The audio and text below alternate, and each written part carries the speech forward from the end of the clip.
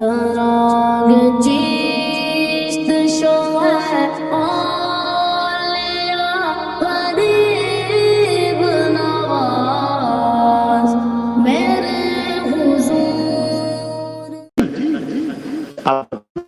বলবে তারপরও তুই তো ছেলে হয়ে বলা দরকার ছিল, কি বলবেন না বলবেন না?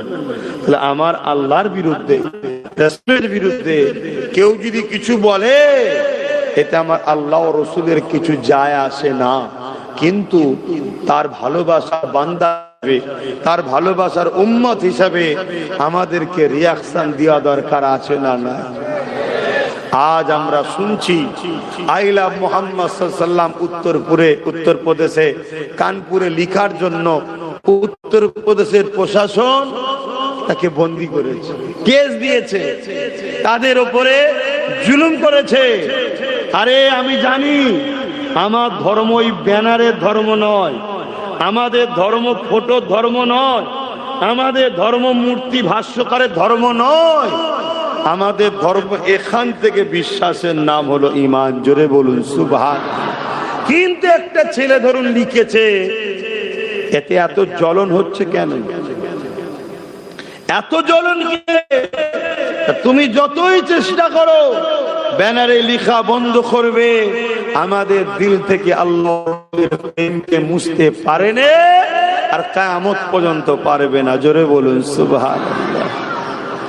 এটা নয় যে যুগে হয়েছে আল্লাহ নবীর সাহাবাদের উপরে মক্কার আবু জিল উতবা সাহেবের অত্যাচার করেছে, সেই ধারাবাহিক ভাবে আজকে দিনও যারা জালিম স্বৈরাচারী রয়েছে, তারাও মুহাম্মদ রাসূলকে যারা ভালোবাসে তাদের উপরে জুলুম অত্যাচার করতে লেগেছে। এর কারণ একটা, আল্লাহ নবী আমাদেরকে অন্যায়ের বিরুদ্ধে লড়তে বলেছে, ন্যায়ের পক্ষে থাকতে বলেছে। এই জালিমদের বড় ভয় হয়, আমাদের দিল থেকে নবীকে না বার করতে পারলে, আমাদের দিল থেকে আল্লাহকে না বার করতে পারলে এরা আমাদেরকে কখনো মিটাতে পারবে না। এই জন্য এরা বারবার চেষ্টা করে। এ যুবকেরা ইতিহাসের পাতা সাক্ষী দেয়, আল্লাহ নবীর সাহাবে হযরতে খুবাইব রাদিয়াল্লাহু তাআলা তিনাকে এমন করে খ্রিস্টান রাজারা বন্দী করে নিয়ে গিয়ে তিনার সাথে করে হযরতে খুবাইব হুজুরের সামনে এক এক করে কতল করে শহীদ করে দিয়েছে। আর হযরতে খুবাইবকে বারবার বলতে লেগেছে, হে খুবাইব, আল্লাহকে ছেড়ে দাও, মুহাম্মদ রাসূলকে ছেড়ে দাও, নাই তোমাকে শহীদ করে দেওয়া হবে। হযরতে খুবাইব হুজুর সাথী ভাইদের শহীদ করার দৃশ্য দেখে হুজুর আমার কেঁদেছে, কিন্তু জবান দিয়ে একটাই কথা বলেছে, এ জালিমরা যতই জুলুমের স্টিম রোলার চালাস না কেন, মুহাম্মদ রাসূলকে যে একবার দিল দিয়ে দিয়েছে, তার দিল থেকে কখনো আল্লাহ ও নবীকে বার করতে পারবে না। আরো জোরে বলুন সুবহানাল্লাহ। আল্লাহ, এটা সত্য না মিথ্যা? তাই আজ ইসলামের দুশমনরা নতুন ফোন দিয়ে এঁটেছে, কি আমাদেরকে খাদ্যর মাধ্যম দিয়ে আমাদের দিল ঈমানকে দুর্বল করছে। খাদ্যের মাধ্যম দিয়ে হারাম খাদ্য আমাদেরকে খাওয়ানো হচ্ছে, বিভিন্ন অ্যাঙ্গেলে বিভিন্ন ভাবে আমাদেরকে হারাম খাদ্য খাইয়ে দেওয়া হচ্ছে। এখন এই বিষয়গুলো আমার জাতিকে সজাগ করানো দরকার আছে না? কিন্তু সজাগ যখনই করতে যাব, আমার সঙ্গে টক্কর হয়ে যাচ্ছে জালিম শাসকদের। কেন আজকের দিনে বুকে হাত দিয়ে বলুন, আমার দেশে কেন্দ্রে যে সরকার আছে সে ইসলামের পক্ষে না বিরুদ্ধে? এটা সত্য না মিথ্যা? তাহলে আজ যখন আমি তারা কিভাবে আমাদেরকে মিটাতে চাইছে, আমাদের যুব সমাজ, আমাদের বুনেদের ঘরে আমাদেরকে কিভাবে অ্যাটাক করছে, কোন তারা আমাদেরকে দুর্বল বানাচ্ছে, এটা যখনই বলতে যাব তাহলে তাদের সঙ্গে আমার টক্কর হবে। কিন্তু এই টক্কর যদি আমার কওমের লোকই আমাকে ভুল বোঝে, কওমের লোকই যদি আমায় খারাপ বোঝে, তাহলে দুঃখ রাখবো কোথায়? কিন্তু কম কথা তো ভাবতে গেলে হবে না। কমে 4টে লোক 5টা লোক নিয়ে তার কম নয়, ঠিক না বে ঠিক গো? নতুন প্রজন্ম উঠছে, এদের কথাও ভাবা দরকার আছে না? না, তাহলে আমাকে তো হক কথা বলতে লাগবে না কি গো? ভাইরা, নওজওয়ানেরা, তরুণেরা, এ নবী পাকের প্রেমিকেরা, খুব সাবধান হয়ে যাও। গুনাহ 100-র মধ্যে 70 হলো এই মুখের দ্বারা হয়ে থাকে। 100টা গুনার মধ্যে 70 ভাগ এই মুখের দ্বারা হয়ে থাকে। 100 ভাগের মধ্যে মুখ যে সামলাতে পেরেছে সে বহুত কিছু করে ফেলেছে।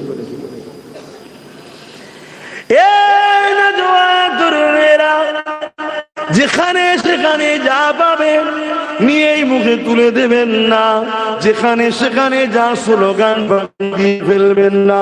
কেননা অনেক স্লোগান এমন আছে যে স্লোগানের মধ্যে কুফরি রয়েছে, যে স্লোগানের মধ্যে রয়েছে, যে স্লোগানের মধ্যে ইসলাম বিদ্বেষী কথা রয়েছে। এবং সমাজে এমন খাদ্যের জায়গা আছে যেখানে তোমাকে এমন খাদ্য খাইয়ে দিচ্ছে যে খাবার যেতে যেতে যেতে তোমার ভেতর থেকে নাপাক করে দিচ্ছে, ওই ভেতর থেকে ঈমান আস্তে আস্তে বার হয়ে চলে যাচ্ছে। কেন এটা করা হচ্ছে? ইসলামের দুশমনেরা যুগে যুগে ইতিহাস পড়ে দেখেছে, বেলালকে যত মারে তত নবীর প্রেম বাড়ে, খাব্বাবকে যত মারে তত খোবাইবকে যত মারে নবীর প্রেম বাড়ে। শুধু এটা নয়, একজন ইসলামের মহিলা যার নাম হলো সুমাইয়া আম্মা জান, মহিলা হওয়ার পরও ওই মক্কার বাজারেতে হযরত সুমাইয়াকে অর্ধ উলঙ্গ করে বেহুশি করে দিয়ে বলে, সুমাইয়া রে, আল্লাহকে ছেড়ে দে, নবীকে ছেড়ে দে। আম্মা সুমাইয়া একজন মহিলা হওয়ার পরও ঈমানের পাওয়ার দেখো, এক কথাই বলতে লেগেছে, এ জালিম আবু জিল উতবা সাইবারে, যত জুলুম করিস না কেন আমার হৃদয় থেকে আল্লাহ ও নবীকে বার করতে পারবি না।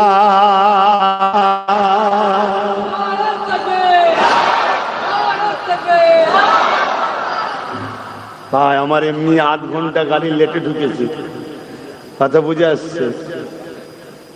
রোজ রাত হয়ে যাচ্ছে ঘরে যেতে। সবচেয়ে বড় কথা, এখন একটা অন্য সমস্যা হয়ে গেছে। আমার বেটা আমাকে না পেলে সে বাইরে বেরোতে পারে না, তার মিজাজ সবসময় খাটা চুন হয়ে থাকছে, কথা বুঝে আসছে। আর সকাল সকাল বেরিয়ে চলে আসতে হচ্ছে, তাকে সময় দিতে পারছি না, তো কথা বলে তাকে সময় দিতে পারছি না, তার মিজাজ সবসময় বোম হয়ে যাচ্ছে। একেও তো টুলে ঘোরাতে হবে। আর আমাদের পরিবারের মেয়েরা তো বাইরে বেরোয় না, কথা বুঝে আসছে তো নাকি? এখানে অনেক মা বোন আছে, এই গ্রামের অনেক মা বোন যায়। আমার আম্মাকে কখনো দেখেছে কি আমি জানি না।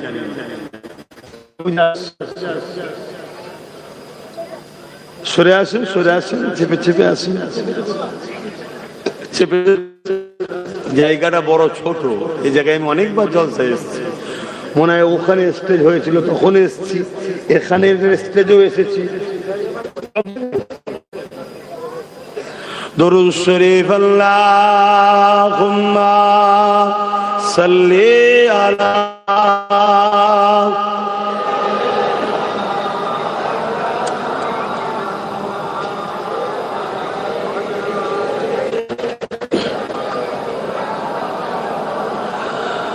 रातें भी मदीने की, बातें भी मदीने की, रातें भी मदीने की, बातें भी मदीने की, जीने में ये जीना है, क्या बात है जीने की।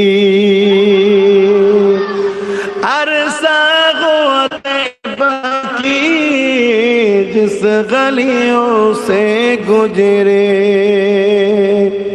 अरसा हो तैबा की, जिस गलियों से गुजरे, इस वक्त भी। যখন যারা গেল দেয় তখন আমার মা কাবা তওয়াফ করে, তখন মাকে গাল খেতাম। শুধু একটাই কারণ আমি হকের পক্ষে কথা বলছি। তাই আল্লাহর বান্দাদেরকে বাঁচাবার, বীর উম্মতদের বাঁচাবার, পাশাপাশি অন্য ধর্মের হলো গরিবদের বাঁচাবার, ইনসাফের কথা, মানবতার কথা, ন্যায়ের কথা, সত্যের কথা, ক্ষুধার্ত মানুষকে খানা দিবার কথা বলি বলে আজ আমাকে গাল খেতে হচ্ছে। অসুবিধা নেই, শুনছেন তো? জবানের বিচার আল্লাহ করবে, কিন্তু আমি কখনো কারো হয়ে প্রতিবাদ করি না। আমি যেটা বলতে চাইছি, কিন্তু আমার হুজুরের হয়ে আমি প্রতিবাদ করি, তাতে একটু ভাষা একটু করাও হয়। কি হয় না? হয় না? আবার কিছু এখন বেরিয়েছে বাবা, তাদের আবার বড় প্রেস্টিজে লাগে। তারা বলে এত ভাষার একটু মার্জনা রাখা দরকার। ভাষার মার্জনার কথা খুব মনে পড়ছে। শোনেন, হযরত ওমর ফারুক রাদিয়াল্লাহু তাআলা বদরের লড়াইয়ের পর মদিনা শরীফে বসে আছে, আর এইদিকে মক্কা থেকে এক দুশমনে রাসূল, তার বাচ্চা বন্দী ছিল, দেখতে যাওয়ার বাহানায় অর্থ হুজুরকে শহীদ করতেই যাচ্ছিলেন, অত বড় তো যাচ্ছে না। মদিনায় এসে হাজির হয়েছে, হযরত ওমর ফারুক দেখতে পেয়ে গেছে। হযরত ওমর ফারুক বলছে, ধর। কি বলছে? ধর, কুকুরটাকে ধর। গিয়ে তার সব সমেত ধরেছে, ধরে বলছে, তুই এখানে কি করতে এসেছিস? আরে হুজুরের বেলাতে যে আঘাত দেয় সে তো চতুষ্পদ জন্তুর থেকেও নিকৃষ্ট। একটা সোরকে কখনো আপন আপন করে কথা বলতে হয় নাকি? তো সোরের থেকেও নিকৃষ্ট যে আমার হুজুরের ব্যাপারে আঘাত দেয়। এটা মাথার মধ্যে ঢুকিয়ে নাও। তুমি তার দাড়িতে ফেসে যাওনি, তার টুপিতে ফেসে যাওনি, তার জুব্বাতে ফেসে যাওনি, তার নামাজ দেখে ফেসে যাওনি, তার কোরআন তেলাওয়াত দেখে ফেসে যাওনি, সে বড় মুফতি বলে ফেসে যাওনি, সে বড় আল্লাহ বলে ফেসে যাওনি। সেইটা আমার নবীর শানে গুস্তাখি করে। তুমি জেনে রেখে দিও, কোরআন বলছে এ লুৎফায়ে হারাম, এ জারো সন্তান চতুষ্পদ জন্তু সোরের থেকেও নিকৃষ্ট। কথা মাথায় ঢুকছে না? ঢোকে না? এসব কথা আবার বললে বলে ধর্ম স্থানে বসে এত কড়া কড়া কথা বলে ইসলামকে কলঙ্কিত করছে। শুনছেন না? তার মানে কি? এগুলো ওই ক্যাটাগরির 2 নম্বর। কাল এদেরকে গাল খেতে হবে। এখন থেকে মা মজলিস ঠিক করছে, সব বলা ঠিক নয়, এইসব বলা ঠিক নয়। এত কড়া কথা বলার কি দরকার? কেন জানছে কালকে আমিও তো বাজারে বেরোবো। কেন আমার ওপরের মালিক বলবে, দুনিয়ার প্রভু বলবে কতদিন নুকিয়ে নুকিয়ে ঘর সংসার হবে, কতদিন নুকিয়ে নুকিয়ে হবে। এবার একটু প্রকাশ্য সমাজে আমাকে দেখাও যে কি চাপ দেবে না দেবে না? কথা বলে তা দেখছে তো, আমাকে তো কালকে নাপতে হতে পারে। এখন যা খেয়ে ফেলেছি, না নাবলো পিছন থেকে সব যদি ফাঁস করে দেয় সেও বিপদ। আর নেপে যাবার পরেও যদি আব্বাস সিদ্দিকী যা ট্রেনিং দিচ্ছে, যদি দালাল থেকে শুরু করে জাহান্নামের কুকুর থেকে শুরু করে সব বলা শুরু করে, সেও তো বিপদ। এখন থেকে মহল ঠিক করছে যাতে কড়া কথা না বলে। শুনছেন না? শুনেন। আপনাকে যদি আব্বাস সিদ্দিকীর উপরে ডাউট হয়, হোক, কোরআনের উপরে ডাউট আছে না? আব্বারা কোরআনের উপর সন্দেহ আছে? একটু হ্যাঁ কি না বল। কোরআনের উপরে সন্দেহ আছে? কোরআন বলছে, কি বলছে? উলাইকা কাল আনআম, উলাইকা কাল আনআম। আল্লাহ বলছে এক শ্রেণীর মানুষ আছে যারা চতুষ্পদ জন্তুর ন্যায়। চতুষ্পদ জন্তু কাদেরকে বলে? যাদের 4টে পা। এই তো নাকি? যাদের 4টে পা, তো তাদেরকে কি বলা হয়? চতুষ্পদ জন্তু। আল্লাহ বলছে এক শ্রেণীর মানুষ আছে যারা চতুষ্পদ জন্তুর ন্যায়। আমার অসুবিধা হচ্ছে, এগুলো তো জানাতে হবে। কেন আপনি যদি চতুষ্পদ জন্তুর মতো হয়ে থাকেন, আপনি কি জাহান্নামে যেতে ভালো লাগে আপনাকে? তাহলে আপনি যদি ভুল রাস্তা থেকে পরিবর্তন হওয়া দরকার আছে না? তাহলে আপনাকে তো জানাতে হবে চতুষ্পদ জন্তু কাদেরকে আল্লাহ বলছে। চতুষ্পদ জন্তুর ন্যায় তারপরে আল্লাহ বলছে বালহুম আদাল, বরং চতুষ্পদ জন্তু থেকেও নিকৃষ্ট। কারা? একদল মানুষ। কারা? একদল মানুষ। তারা কারা? আল্লাহ কোরআনে জানাচ্ছে, যারা কান থাকতে সত্য কথা শোনে না, যারা চোখ থাকতে সত্য দেখে না, যারা হাত থাকতে হকের পক্ষে কাজ করে না, যারা পা থাকতে হকের রাস্তায় চলে না, কথা বলে না, এরা হলো চতুষ্পদ জন্তু থেকেও নিকৃষ্ট। এই আমার দাদু বলছে, জবান আমার আব্বা বলেছে নাকি, সংস্রষ্টা আল্লাহ বলছে। প্রেস্টিজে লাগছে কি বলবেন? প্রেস্টিজে লাগছে। তোমাদের এই পাশে কিছু দূরে মধ্যম গ্রামে আমার তিলক তোমার বোনটাকে, সে হতে পারে অন্য ধর্মের মেয়ে, মায়ের জাত, তার উপরে যেভাবে হসপিটালে অত্যাচার করা হয়েছে, বলো যারা এই অত্যাচার এদের ঘরে চতুষ্পদ জানোয়ারের থেকে নিকৃষ্ট বলাটা কি ভাষা খারাপ হবে? জোরে বলো। এইটাই তো কথা। আর যে এই পৃথিবীতে রেপকে রুখেছে, সেই মোহাম্মদ রসুলের উপরে যে আঘাত দেয়, তাকে কি বলা যাবে? কথা মাথায় শুনছেন না? রোকেন শরিয়াতকে বোঝো। আমরা নিজেরা পাড়ায় মামাসি তুলে, বাপ তুলে, গোষ্ঠী তুলে গাল দিই নিজেদের স্বার্থে। ওটা অন্যায়, ওটা হারাম। তখন মনে থাকে না যেন কি করছি। কথা বুঝছেন না? বোঝেন না? যারা এখন আমার বিরুদ্ধে কথা বলছে, একটা সময় ক্যাসেট খুললে দেখা যাবে এমন এমন ভাষা মাইকে বসে বলেছে, যে কোনো বাপ বেটা একসাথে বসে শুনলে একে অপরের মুখে দেখে মুখে লজ্জা ঘুরিয়ে দেবে। আচ্ছা, আমি কি বলেছি? আমি বলেছি আমার হুজুরের যারা বিরোধী করবে তারা মানব রূপী পশু, তারা জাহান্নামের কুকুর। কোরআনের ভাষায় তারা নুতফায়ে হারাম, অবৈধ সন্তান। আল্লাহ বলছে কোরআন, আল্লাহ কোরআনে বলছে। তাহলে আমার কথা তো নয়, মুখটা তো আমার। এটা বলতে সমস্যা কোথায়? তো চলে আসেন, আমি যে কথা বলছিলাম, কোন কথা বলতে গিয়ে দিক চলে গেলাম? হ্যাঁ, কোন কথা বলছিলাম? তুমি কিছু বলবে? বাপেরা, নজওয়ানেরা, আমার রাসূলুল্লাহর কথা বলছিলাম। কবে আমার নবী মদিনার অলিগলি দিয়ে ঘুরেছে, মক্কার অলিগলি দিয়ে ঘুরেছে, কি আজ আপনারা শুনছেন? সেই নবী পাকে শরীরের পাসিনা খুশবু আজ মক্কা মদিনার অলিগলিতে পাওয়া যায়। এটাই বলছিলাম। বলতে গিয়ে বলছিলাম কি, যারা আমার নবীর উপরে আঘাত দেয় একটু কড়া আমার কথা হয় বলেছিলাম, তারপরে ঘুরে গেছিলাম।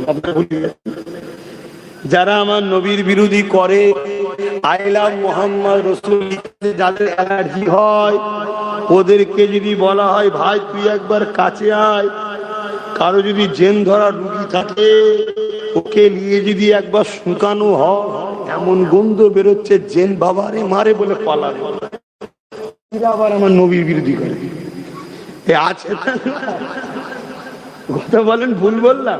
আচ্ছা, আপনারা যদি আমার নবীর হন, আমার হুজুরের পক্ষে বলছে। এবার সবার ভাষা ভাব মিষ্টি হয়। ছোটবেলায় হয়তো আমার মা মধু খায়নি, অনেকে বলে সবসময় মিজাজ, সবসময় ঝগড়া করলাম ভাব আব্বাসের দিকে। আচ্ছা, আমি কি আমার জন্য ঝগড়া করছি? তাহলে কেন অ্যালার্জি হয় আমার উপরে? আজ যারা আমার রাসূলের বিরুদ্ধে কথা বলে, তাদের জেনে লিয়া দরকার মুহাম্মদ রাসূলুল্লাহটাকে।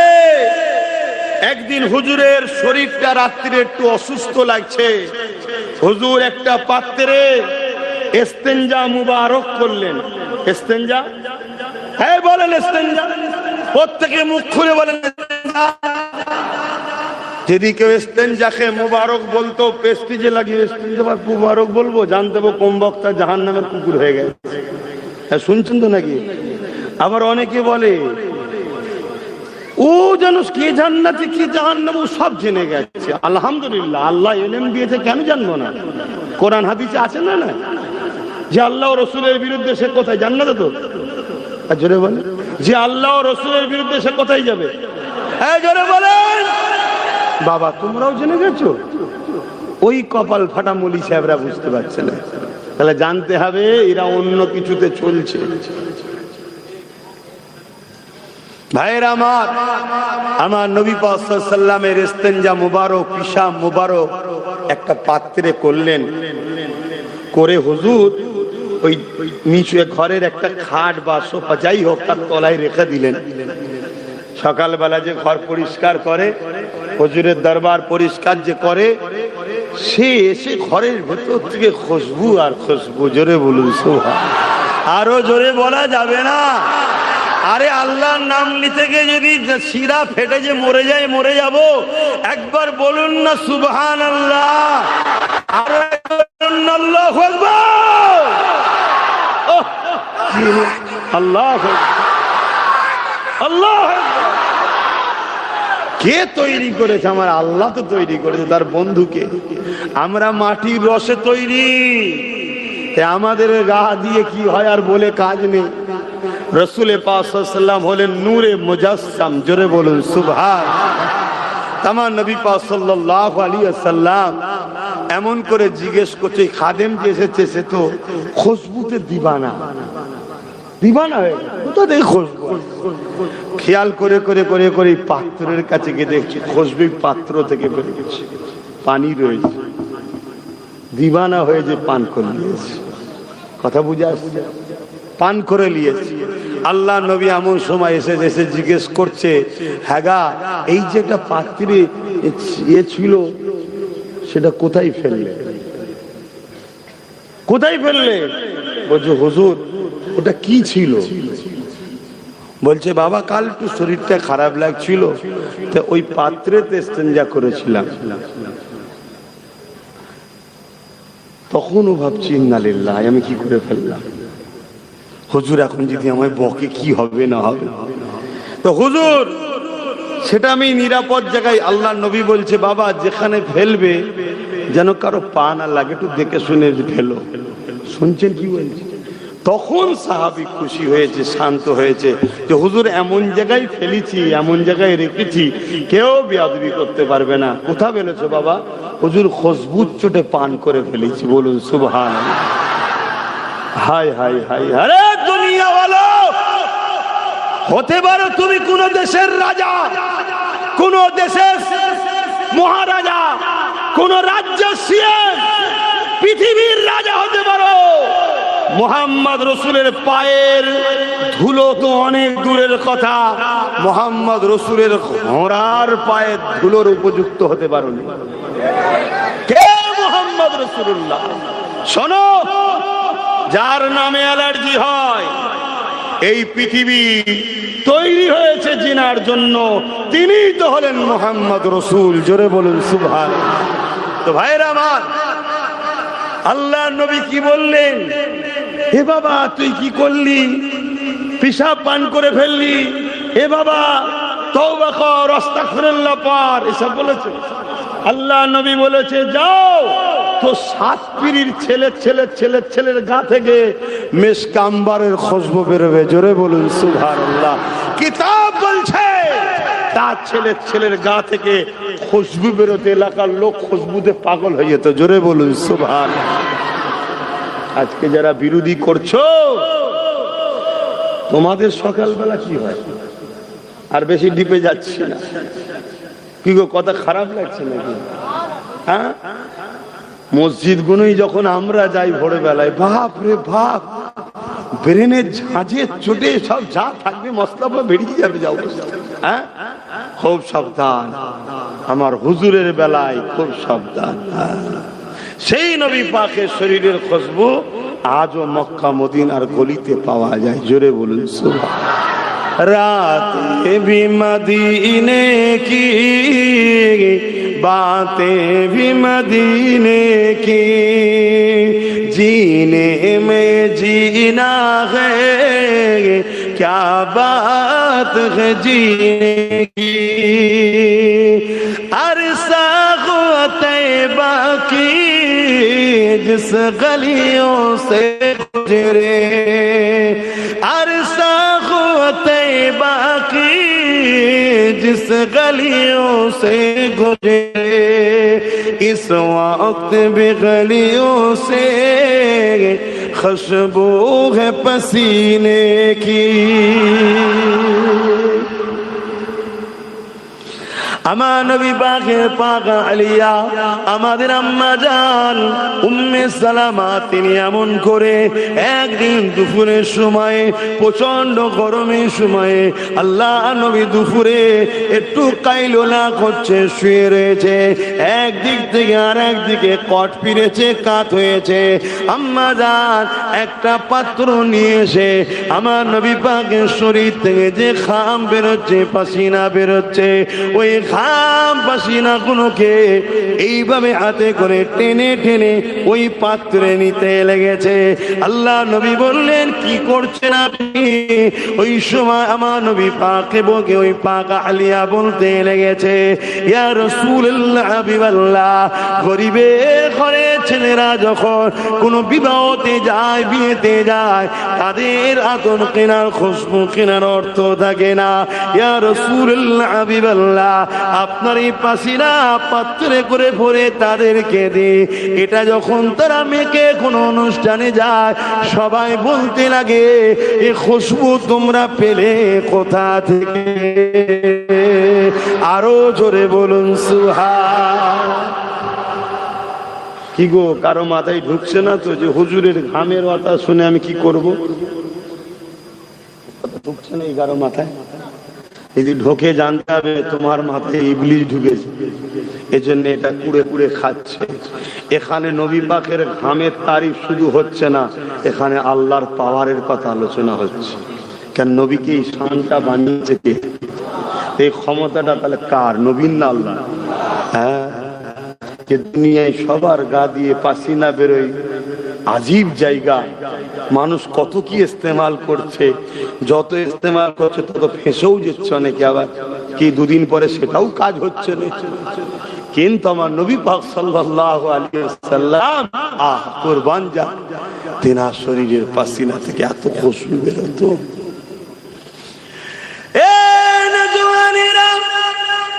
একটা কথা মনে পড়েছে, এই পাসিনার ব্যাপারে একটু বলে নি।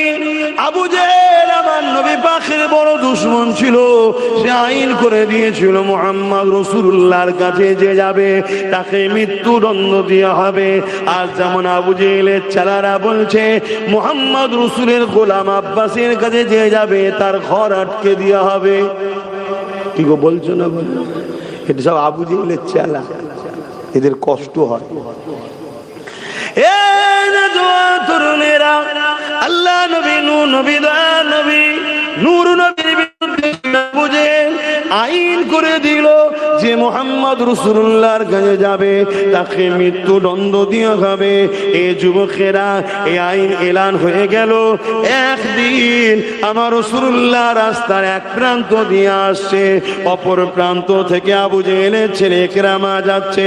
যখনই সামনাসামনি হয়ে গেছে, ইকরামা আমার রাসূলুল্লাহকে দেখে আর থাকতে পারে না, ছুটে গিয়ে ঈদের সময় যেমন আমরা নামাজ বা রেখে অপরে বুকে বুকে কুলোকুলি করি, ইকরামা আমার রাসূলুল্লাহকে জড়িয়ে ধরে কুলোকুলি করতে লেগেছে। এই মেসেজটা আবু জেহেলের কাছে চলে এলো।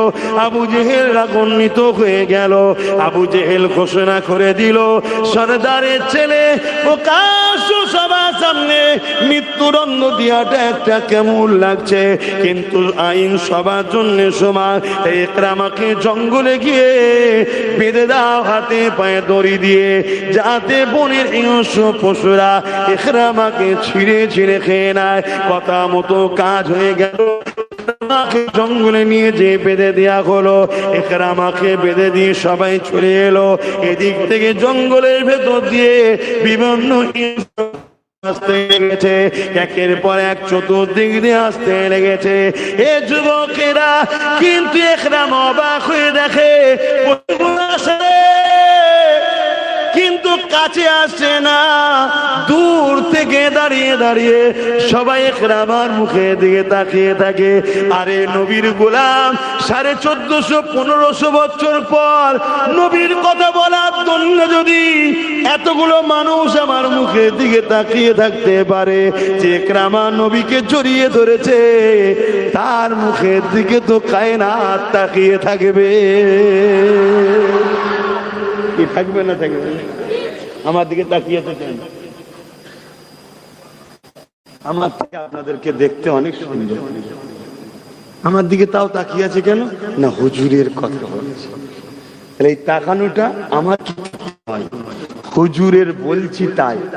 এই ঠিক বলছি তো না? এখানে এমনও ছেলে বসে আছে যারা জলসাতেই বসেন, কথা বুঝে আসছে, তাও মুখের দিকে ছিল কি জন্যে?